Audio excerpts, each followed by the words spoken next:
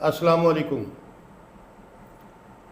آج ہمارے ساتھ موجود ہیں جناب محمد سہیل صاحب، chairman Pakistan business forum Punjab, chairman بحالی کپاس ایوان ہائے صنعت و تجارت پاکستان۔ ہم انہیں خوش آمدید کہتے ہیں اور ان سے تجزیہ لیتے ہیں کپاس کے حوالے سے، اور جو ملکی معیشت ہے اس کے حوالے سے ہم ان سے بات کریں گے۔ ملک صاحب مزاج کیسے ہیں آپ کے؟ شکریہ منیر بھائی، آپ کی محبت ہے، آپ نے یاد کی ہے، مجھے اظہار خیال کرنے کا موقع فراہم کرتے ہیں۔ آپ کے توسط سے میں پوری اپنی قوم سے، اپنے طبقے سے اپنے خیالات جو ہے وہ شیئر کرنے میں مجھے آپ موقع فراہم کرتے ہیں۔ آپ کا بہت بہت شکریہ۔ مہربانی جناب، آپ کی آمد کا شکریہ۔ یہ بتائیے گا کہ 2 روز پہلے جو پاکستان میں امن معاہدے کے حوالے سے یہاں ایران، امریکہ کے جو اسٹیک ہولڈر تشریف لائے ہوئے تھے، اس کی وجہ سے بلا شبہ پاکستان کو بڑی عزت ملی ہے۔ پاکستان کا نام بھی ڈسکس ہوا ہے اور اچھے انداز میں ڈسکس ہوا ہے، اچھے فورم پہ ڈسکس ہوا ہے۔ یہ تو ہمارے لیے ایک بڑی خوش آئند بات ہے۔ لیکن جو جنگ بندی نہیں ہو سکی، اور جو جنگ بندی یہ مذاکرات سے پہلے کی جو صورتحال ہے، ہماری جس طرح سے امپورٹ متاثر ہو رہی ہے، جس طرح سے ہماری تیل کی قیمتیں بڑھ گئی ہیں، یا اس وقت جو مہنگائی کی صورتحال ہے، اس میں آپ ملکی معیشت کو کس نظر سے دیکھ رہے ہیں اور کس انداز میں دیکھ رہے ہیں؟ سب سے پہلے میں آپ کو اور آپ کے توسط سے پوری پاکستانی قوم کو یہ مبارکباد پیش کرتا ہوں کہ اللہ تعالیٰ نے جس عزت اور تکریم سے پاکستان کو نوازا ہے، یہ دنیا کی اقوام میں بہت کم قوموں کے حصے میں یہ عزت آتی ہے۔ بلا شبہ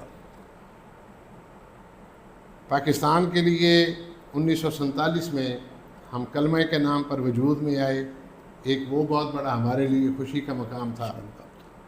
اس کے بعد اللہ تعالیٰ نے ہمارے لیے فخر کی بات رکھی کہ پاکستان ہی اسلامی سربراہی کانفرنس کا میزبان تھا۔ وہ بھی بہت بڑا ایک عزت کا مقام تھا کہ جب پوری دنیا جو ہے وہ لاہور میں پاکستان میں آئی، بہت بڑی بات، اور ایک اسلامک بلاک بننے لگا، پاکستانیوں کے لیے بہت بڑی فخر کی بات ہے۔ اس کے بعد جب انڈیا نے ایٹمی دھماکے کیے اور ہماری حکومت پر بہت زیادہ پریشر تھا بین الاقوامی دنیا کا، کیونکہ ہمیں وہ لوگ، ایک تو ہمارا ان کے نزدیک جرم ہے کہ ہم مسلمان ہیں، دوسرا ہمارا جرم یہ ہے کہ ہم غریب ہیں، ہماری معیشت کمزور ہے، اور وہ کبھی نہیں چاہتے کہ کوئی مسلمان یا معاشی طور پر کمزور ملک جو ہے اس کے پاس ایٹم بم ہو۔ لیکن اس قوم پر اللہ تعالیٰ کی یہ خصوصی کرم نوازی اور عنایت ہے کہ ہماری قیادت کو اللہ تعالیٰ نے یہ حوصلہ دیا اور ہم نے ایٹم بم کا دھماکہ کیا۔ ایٹم بم کے دھماکے کے مرحلے تک پہنچنے تک میں خراج تحسین پیش کرتا ہوں اور دعا گو ہوں اپنی اس ساری قیادت کا، ذوالفقار علی بھٹو جنہوں نے اس کی بنیاد رکھی، ڈاکٹر AQ خان جنہوں نے کام کیا، ڈاکٹر سمر احمد مبارک جنہوں نے کام کیا، 11 سال تک جنرل ضیاء حکومت میں رہے، اور انہوں نے مغرب کو اور بین الاقوامی دنیا کی آنکھوں سے چھپا کر، اجل کر کے مسلسل انہوں نے اس کے اوپر کام کیا، اور بالآخر وہ مرحلہ آ گیا کہ جب نواز شریف نے ایٹمی دھماکے کر دیے۔ پاکستانیوں کے لیے وہ بہت بڑا دن تھا، وہ بہت فخر کا دن تھا ہمارے لیے۔ اس کے بعد آج یا 2 روز پہلے، جب تک یہ دنیا رہے گی شہین بھائی، اسلام آباد ایکارڈ کا نام زندہ رہے گا، اور یہ کوئی معمولی بات نہیں ہے۔ جن لوگوں کو اپنی عزت نفس کا پتہ ہے، انہیں پتہ ہے کہ اللہ تعالیٰ نے ہمیں کتنی بڑی عزت سے نوازا ہے بلا شبہ کہ دنیا کی سپر پاور اور جس کا سربراہ اس وقت ایک فرعون ذہنیت سے کم کا آدمی نہیں ہے، اور جس کی بیک پر یا فرنٹ پر ہی آپ کہہ لیں، میں بیک پر نہیں کہتا، اسرائیل ساتھ اس کے کھڑا، اسرائیل اس نے اسرائیل کا گریٹر اسرائیل کا جو منصوبہ ہے اس کو سامنے رکھ کے ایران کو ایک حقیر اور چوٹی سمجھ کر اس پر حملہ کر دیا، اور یہ پھر اللہ تعالیٰ کی کرم نوازی ہے کہ جذبہ ایمان سے بھرپور ایران نے وہ کر دکھایا جو ان فرعونوں کے ذہن میں نہیں تھا۔ یہ 24 سے 48 گھنٹے تک کی مار سمجھ رہے تھے ایران کو، لیکن الحمدللہ یہ اللہ میرے کی کرم نوازی ہے، 40 دن سے زیادہ ہو گئے، اور یہ ہے کہ وہ جو انہوں نے سوچا تھا اس کے ٹوٹل برعکس ہوا۔ الٹ ہو گیا۔ دنیا کی ساری سائنس ابنائے ہرمس کے اوپر فیل ہو گئی، ان کی انٹیلیجنس ایجنسیز کچھ نہیں بتا سکی کہ ایران نے انہیں کس نیچ تک پہنچانا ہے۔ اور اس کے بعد کتنے کتنے بڑے لوگ پڑے ہیں جنہوں نے خالی امیر ترین یورپ کے ممالک، ہمارے عرب کے دوست، مزاحمتی بیان بھی کسی نے دیا اس جارحیت کے خلاف اور کسی نے نہیں دیا۔ کسی نے نہیں دیا۔ الحمدللہ یہ پاکستان ہے، یہ پاکستان کی قیادت ہے، ہماری سول قیادت اور ہماری فوجی قیادت۔ میں سلوٹ کرتا ہوں ان کو کہ انہوں نے قوم کی حقیقی ترجمانی کرتے ہوئے اتنے مشکل اور نازک دور میں جب دنیا تیسری عالمی جنگ کے دہانے پر کھڑی ہے، انہوں نے اپنا مسالتی کردار ایک دن کے لیے نہیں چھوڑا۔ بلا شبہ۔ اور میں اس وقت بہت زیادہ خوش ہوتا ہوں جب میں انڈین میڈیا دیکھتا ہوں تو شہین بھائی آپ یقین کریں جس طرح جوکر ایکٹنگ نہیں کر رہے ہوتے، صحیح بات، یہ تلملا رہے ہیں، تلملا رہے ہیں۔ انڈیا تلبلا رہا ہے۔ انڈیا کے جو نیوز اینکر ہیں، آپ ان کی جناب سن لیں تو لگتا ہے کہ ان کو کتنی تکلیف ہے۔ میں وہی کہہ رہا ہوں کہ میں ان کی تلملاہٹ، وہ میڈیا کی تلملاہٹ کہ وہ کس طرح منورنگ کر کے ہمارے قد کو نیچے کرنا چاہتے ہیں۔ اوئے وَتَعِزُّ مَن تَشَاءُ وَتَذِلُّ مَن تَشَاءُ، جسے اللہ عزت دے بندہ اسے عزت کون ہوتا ہے چھیننے والا۔ اور وہاں کی سیاسی قیادت جس طرح کے بےہودہ الفاظ انہوں نے ہمارے متعلق استعمال کیے ہیں، آج وہ کہاں کھڑے ہیں؟ دنیا میں ان کا کوئی وجود نہیں ہے، صحیح بات، اور انشاءاللہ ان کا وجود نہیں رہے گا، فرعونوں کا وجود نہیں رہے گا، خدا کے ماننے والوں کا وجود رہے گا انشاءاللہ۔ باقی اگر کوئی یہ سمجھے کہ یہ جو اسلام آباد ایکارڈ ہے یہ ختم ہو گیا ہے، یہ معاملہ نہیں ہوا، چلے گا یہ قطن نہیں۔ سر آدھی صدی، نصف صدی کی جنگ ہے ایران کی اور امریکہ اور اسرائیل کی، اراؤنڈ 47 ایئرز اولڈ جنگ ہے۔ یہ کیسے ہو سکتا ہے کہ آدھی صدی کی جنگ ایک ٹیبل پر بیٹھ ایک کے؟ ٹیبل پہ ختم ہو جائے۔ ہمارے لیے یہ کیا فخر کی بات ہے کہ American vice president, American president کا ایلچی، امریکن پریزیڈنٹ کا داماد، کتنا high level high profile delegation جو ہے، وہ کوئی سیکرٹری آف اسٹیٹ نہیں آئے، نہیں، ٹھیک ہے، وہ لوگ آئے ہیں، پاکستان آئے ہیں، اسلام آباد آئے ہیں۔ بالکل صحیح بات ہے۔ اور اس سے اتنی ہی عزت کی بات ہمارے لیے کیا ہے کہ ہمارے برادر ملک نے، ایران نے، ہمارا ہمسایہ بھی ہے، ہمارا مسلمان بھی ہے، اسے اسلام آباد کی جگہ کی بجائے کسی جگہ پر اعتماد نہیں تھا۔ یہ بالکل صحیح بات ہے آپ کی۔ اور سر الحمدللہ اللہ تعالیٰ نے اس اعتماد کے اوپر ہمیں پورا گزارا، کس عزت سے، تحفظ سے ہم ایرانیوں کو لے کر اسلام آباد لے کر آئے، بالکل صحیح بات۔ کس عزت کے ساتھ ہم نے امریکن کو اور ایرانینز کو واپس بھیجا ہے، اس امید کے ساتھ اللہ تعالیٰ کی بڑی کرم نوازی ہوئی ہے کہ کسی قسم کا تھوڑا سا بھی کوئی مس ہیپ نہیں ہوا، الحمدللہ۔ اور انشاءاللہ میرا دل ہماری جو فضائی حدود تھی، ہماری جو آبی حدود تھی، ہماری جو خشکی کی، سب پہ اللہ تعالیٰ کا شکر ہے کہ ہماری پاک فوج کے بڑی منظم طریقے سے انہیں کنٹرول کیا ہوا تھا، سیکورٹی بڑی ہائی الرٹ تھی اور بہت اچھے طریقے سے مینیج کیا گیا تھا، اور بالکل پرامن طریقے سے، بڑے پرسکون طریقے سے یہ جو 2 دن ہیں نا یہ گزرے ہیں۔ یہ اللہ تعالیٰ کی بڑی کرم نوازی ہے ہمارے۔ ہمیں بحیثیت قوم دعا کرنی چاہیے کہ دنیا میں امن کے لیے یہ سیرا پاکستان کے سر ہی انشاءاللہ سجے گا، انشاءاللہ تعالی یہ دنیا میں امن ہوگا۔ اور یہاں آپ نے معیشت کی معاشی بات کی ہے، ہاں، اس جنگ کی وجہ سے معیشت پاکستان کا تو صرف نہیں ہوا، آج اگر یورپ کا ہر ملک ہمارے پرائم منسٹر کو مبارکیں دے رہے تو ہماری وجہ سے نہیں دے رہا، بیڑا غرق ہو گیا ساروں کا۔ $2 یا $2.5 $2 یا $2.5 پر گیلن اگر یو کے میں اس کا ریٹ تھا پیٹرول کا تو وہ $4 سے بڑھ گئے، ساری دنیا معاشی طور پر تباہی کی لپیٹ میں آ گئی ہے۔ اچھا، اور یہ جو بندر ڈانس کر رہے ہیں، اچھا ملک صاحب ایک اور چیز میرے ذہن میں، آخری بات، جی یہ جو بندر ڈانس کر رہے ہیں انڈین گوڈی میڈیا، اور ظالموں ہم انسانیت کی جنگ لڑ رہے ہیں، ہم کسی ایک بندے کی جنگ نہیں لڑ رہے۔ تمہارے معیشت کا تو خود بیڑا غرق ہوا ہوا ہے، تمہارے ملک میں آدھے سے زیادہ لوگ تو رات کو فٹ پاتھوں پر سڑکوں پر سوتے ہیں، کھانے کی روٹی نہیں ہے، تن پر پہننے کے لیے کپڑا نہیں ہے، ہمارے اوپر تم باتیں کرتے ہو۔ یہ ہم پوری انسانیت کی لڑائی لڑ رہے ہیں، اللہ کی مدد سے لڑ رہے ہیں، اور اللہ نے انشاءاللہ کامیاب کرنا ہے۔ انشاءاللہ ایک صورتحال جو پیدا ہو رہی ہے اس جنگ کے حوالے سے، وہ یہ نظر آ رہی ہے کہ ایک تو دیکھیں کہ امریکہ بلا شبہ اس وقت سپر پاور ہے اور پوری دنیا کے فیصلے وہی کرتا ہے۔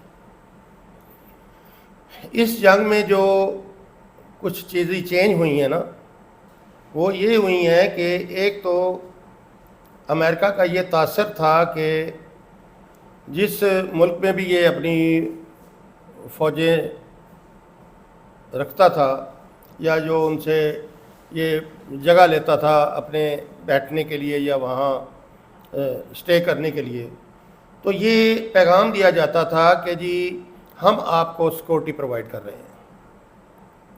یہ پوری دنیا کو ایک میسج تھا کہ جس ملک کے اندر امریکہ کی فوجیں بیٹھی ہیں یا امریکہ بیٹھا ہے تو وہ پورا ملک محفوظ ہے۔ تو ایران کی اس جنگ کے بعد جس طریقے سے ایران نے رد عمل دیا ہے اور جس طریقے سے 10-12 ممالک سے یہ امریکہ نے اپنی اس کی فوجیں ڈسٹرب ہوئی ہیں، اس کے اڈے ڈسٹرب ہوئے ہیں، کیا یہ تاثر اب متاثر نہیں ہوا کہ امریکہ پوری دنیا کو تحفظ دے رہا ہے، ملکوں کو تحفظ دے رہا ہے؟ یہ اب پہلے جیسے پہلے تاثر تھا، اب آپ کا کیا خیال ہے کہ اس طریقے سے یہ تاثر قائم رہے گا؟ شاہین بھائی، آپ اپنے آفس کے باہر سیکورٹی کمپنی کو بلا لیں اور وہ اپنی سیکورٹی کا جو ہے دفتر کا ٹھیکہ انہیں دے دیں تو پتہ یہی لگے کہ جب باہر سے کوئی حملہ آور آئے ہیں تو آپ نے اپنی ونڈو میں سے دیکھا تو آپ کا سیکورٹی گارڈ ہی غائب ہوا ہے۔ تو یہ وہ سیکورٹی گارڈ تھا کہ جب ادھر حملہ ہوا ہے، ہمارے عرب ممالک ہمارے بھائی کے ہیں، ان کی بہت بڑی غلط فہمی، انہوں نے بھی گلہ کیا۔ تو جب انہوں نے دیکھا تو وہ اپنے بندوں کو پہلے جہاز سے اڑا کر لے گیا ہے، امریکہ ساروں کو اڑا کر لے گیا ہے۔ یعنی اور ہم دیکھیں کیسے نازک دہرائے پر کھڑے تھے کہ ہمارا سعودی عرب کے ساتھ دفاعی معاہدہ ہے، اور یہ صہیونی قوتوں نے بڑی کوشش کی ہے ہمیں جنگ میں دھکیلنے کی تاکہ ہم سعودی عرب کے معاہدے کے پابند ہو کر ایران پر حملہ کر دیں، لیکن الحمدللہ اللہ تعالیٰ نے سب کو یکجا رکھا ہے، کسی سازش کا حصہ نہیں بننے دیا، اور ہم جنگ کا حصہ نہیں ہیں۔ آج کئی لوگ، میں دیکھ رہا تھا میڈیا، اس بات پر بڑا اعتراض کر رہے ہیں کہ جی پاکستان نے اپنی افواج سعودی عرب بھیج دی ہیں۔ ہماری پہلے سے افواج سعودی عرب میں ہیں، کوئی نئی نہیں گئیں۔ اگر پہلے والی افواج جو ہیں انہوں نے جنگ میں حصہ نہیں لیا تو یہ بھی حصہ لینے کے لیے نہیں کہ یہ سعودیہ کے ڈیفنس کے لیے گئی ہیں، جس ڈیفنس کے لیے امریکہ کو انہوں نے ٹھیکیدار بنایا ہوا تھا۔ آج ان کی آنکھیں کھل گئی ہیں یا کھل جانی چاہیے کہ یہ چور چوکیدار ہے، اصل چوکیدار، ایمان کے محافظ وہ الحمدللہ پاکستان ہے، پاکستان اور پاکستان کی فوج ہے۔ ہاں بالکل صحیح بات ہے۔ آج وہ جیسے میں نے پہلے کہا کہ ہماری سول قیادت، انہوں نے ڈپلومیسی جس طرح کامیاب ڈپلومیسی کی مدبرانہ طریقے سے، اسی طرح ہماری عسکری قیادت اس میں بہت بڑا رول، بہت بڑی سول ڈپلومیسی میں بھی اور عسکری ڈپلومیسی میں بھی ہمارے فیلڈ مارشل عاصم منیر کا ہے۔ وقت گزرنے کے بعد کوئی بات کرے کہ جی مجھے تو پہلے پتا تھا، اس کا وزن نہیں ہوتا۔ میں آپ کو اپنی ایمانداری سے بتا رہا ہوں کہ جس دن سید عاصم منیر آرمی چیف بنی ہے، میرے دل سے اندر سے آواز اٹھ رہی تھی کہ یہ سپہ سالار جو ہے یہ انشاءاللہ عالم اقوام میں اپنے جھنڈے گاڑے گا اور پاکستان کا نام پیدا کرے گا انشاءاللہ تعالیٰ۔ ملک صاحب یہ بتائیے گا کہ جو اس وقت ہمارے ملک کی معاشی صورتحال ہے، جس میں ٹیکسٹائل سیکٹر ہے، جس میں کاٹن سیکٹر ہے، کاٹن جنر ایسوسی ایشن ہے، یا اس میں فارمر کمیونٹی ہے، کپاس کا چونکہ اب سیزن آ گیا ہے کاشت کا، اور اگیتی کاشت اس کی لگ بھی چکی ہے، تو اس میں آپ کیا دیکھتے ہیں کہ اس سال جو کپاس کی کاشت ہے یہ ٹارگٹ کے مطابق ہو جائے گی، یا جو کپاس بحالی کا اس وقت ڈول ڈالا جا رہا ہے، کوششیں کی جا رہی ہیں، یہ واقعی کپاس بحال ہوگی، یا جیسے پہلے ہم نے پچھلے سالوں میں ہم نے کوشش کی تو ہم کارگر نہیں ہو سکے کپاس کی بحالی میں، تو یہ سال بھی ہمارا رائے گاں جائے گا، یا اس میں کوئی اسٹریٹجی نظر آتی ہے؟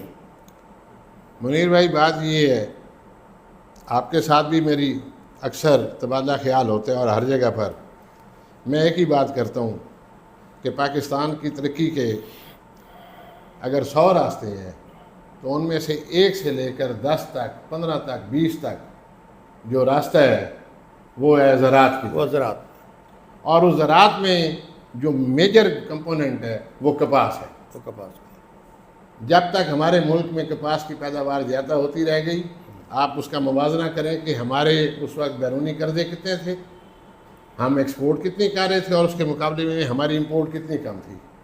جب سے یہ کپاس پر زوال آیا ہے، آپ دیکھ لیں کہ آپ کے قرضوں میں کتنے گنا اضافہ ہو گیا ہے، ہمارا ٹریڈ ڈیفیسٹ بڑھ گیا ہے، ہماری امپورٹ اور ایکسپورٹ کا توازن خراب ہو گیا ہے۔ اب ہم امپورٹ زیادہ کر رہے ہیں، ایکسپورٹ ہم تھوڑی کر رہے ہیں۔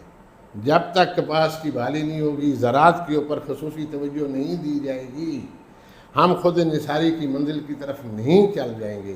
اب اسی خود انحصاری کی منزل کے ساتھ ساتھ میں یہ گزارش کرتا جاؤں کہ UAE ہمارا برادر ملک ہے، مجھے اس بات کا گلہ نہیں ہے کہ انہوں نے جو ہمیں قرضہ دیا ہوا تھا $3.5 بلین کا وہ واپس مانگ لی ہے۔ اگر مشکل وقت میں کوئی بھائی ہمارے کام آئے، آج اگر اس کو ضرورت ہے ہمیں وہ واپس کرنا چاہیے، لیکن یہاں میں ریکارڈ پر یہ بات کرنا ضروری سمجھوں گا کہ مجھے یہ اچھا نہیں لگا کہ $5 ارب جو ہے وہ قطر اور سعودی عرب سے لے کر $3.5 ارب واپس کیے جائیں۔ ہمارے ملک میں یہ پوٹینشل ہے، ہماری بزنس کمیونٹی $3.5 بلین کا بندوبست کر رہی تھی تاکہ یہ ملک کا قرضہ جو ہے اتارا جائے۔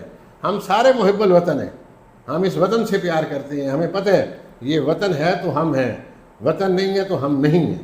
صحیح بات ہے۔ زراعت ہمارا میجر ہے۔ انڈسٹری کی آپ نے بات کی، انڈسٹری میری کیسے چل سکتی ہے جب تک میرے ملک کی زراعت نہیں ہوگی، پیداوار نہیں ہوگی؟ بالکل صحیح بات ہے۔ بے تحاشا ہزاروں کی تعداد میں ہماری فلور ملز لگی ہوئی ہیں۔ فلور ملز، میری لوکل گندم ویٹ ہوگی تو میری فلور مل چلے گی نا، ظاہر ہے۔ اگر میں رشیا اور یوکرین سے گندم منگا کر اسے گرینڈ کروں تو میری اس فلور مل نہیں چلے گی، کاٹن فیکٹری نہیں چلے گی۔ کاٹن فیکٹری میں کاٹن فیکٹری تو میں چلا ہی نہیں سکتا بغیر کپاس کے۔ بالکل صحیح۔ اس کی ویلیو ایڈیشن کر کے جب آگے میں بھیجتا ہوں اسپننگ کو، تو اسپننگ والا جو ہے وہ اگر آسٹریلیا اور برازیل سے کاٹن چلا کر اسپن کر رہے ہیں تو میری کاٹن جنگ تو اجڑ گئی، ختم ہو گئی۔ زراعت ہی ہمارا واحد راستہ ہے، اور اس وقت جو ہے حالانکہ اور صرف کاٹن جنر ایفیکٹ نہیں ہوا، بلکہ جو پاکستان کا کاٹن کا گروور ہے وہ بھی اپنا نقصان میں چلا گیا۔ کاٹن کا گروور کیسے نہ نقصان کرے؟ وہ کیسے سروائیو کر سکتا ہے survive؟ جب اس کا خریدار ہی نہیں ہے۔ خریداری کوئی نہیں ہے، وہ سروائیو ہی نہیں کر سکتا۔ انٹرنیشنل حالات یہ ہیں کہ پچھلے سال جن دنوں میں ہمارا یہاں سوئنگ کا سیزن تھا، تو اس وقت کاٹن کی جو پرائسز ہیں دنیا میں وہ تھیں اراؤنڈ 64-65 سینٹ پر پاؤنڈ۔ اس وقت جو ہے دنیا کی جو پرائسز ہے وہ ہیں 74 سے 75 سینٹ، 10 سینٹ جو ہے اس میں اضافہ ہو گیا ہے۔ میں قیمت وائز اس کا فیوچر کپاس کا بہت اچھا دیکھ رہا ہوں۔ اچھا، الحمدللہ اس کا فیوچر ہمارا کپاس کا اچھا ہے، اور کچھ حکومت کو تو میں کریڈٹ نہیں دوں گا، حکومت نے جتنی سنجیدگی کا مظاہرہ کرنا چاہیے تھا اس طرح سنجیدگی کا مظاہرہ نہیں کیا، لیکن کوئی پرائیویٹ سیکٹر ہے، کچھ نہ کچھ ان پٹ گورنمنٹ کی بھی اس میں ہے۔ تو سیڈ کے اوپر جو آج سے 3 سال پہلے بالکل نہ ہونے کے برابر کام تھا، جس وجہ سے औसत पैदावार नहीं बढ़ रही थी और मेरा फार्मर जो है वो कपास से मुंह मोड़ कर दूसरी अजनास की तरफ चला गया था। स्पेशली पिछले साल अगेती कपास के बहुत अच्छे रिजल्ट्स रहे हैं, तो इंशाल्लाह अच्छे की उम्मीद इस है। साल जो एक पॉजिटिव बात मैंने देखी है ना मलिक साहब, कि इससे पहले वो सूरत हाल मैंने नहीं देखी कि गवर्नमेंट ने और ख़ुसूसन सेक्रेटरी एग्रीकल्चर ने सख्ती से ये पूरे डिपार्टमेंट को कहा है कि जिस प्राइवेट बंदे को मैंने सीड कपास का सीड बेचते हुए देख लिया ना, जब मुझे इन्फॉर्मेशन मिल गई तो मैं बड़ा सख्त उस पर एक्शन लूँगा।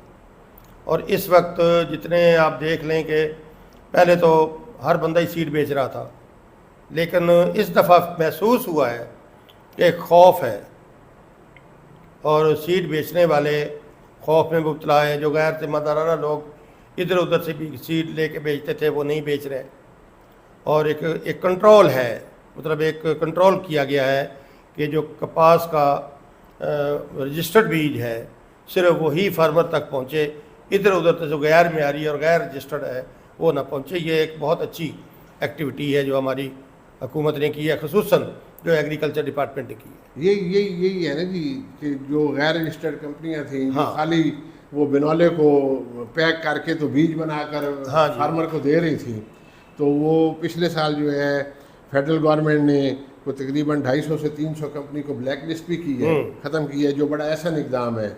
और जिस तरह बाबा भी फरमा रही हैं कि जी बड़ा इसकी सख्त मॉनिटरिंग की जा रही है मॉनिटरिंग बहुत ज़्यादा कि सख्त जाली जो है बीज और अद्वियात वगैरह जो है इनकी सेल ना हो। ये हुकूमत के काबिल तहसीन इक़दाम हैं, कोई शक हम इनकी कदर करते हैं, हाँ ये होने चाहिए। इसके गवर्नमेंट को क्या इक़दाम किए करने चाहिए जिससे कपास की बहाली मुमकिन हो सके, आप क्या समझते हैं? जी, इसमें बेसिक काम जो है शाहीन भाई वो यही है कि इसकी रिसर्च और डेवलपमेंट के लिए अच्छे खासे फंड्स मुख्तसस करने चाहिए।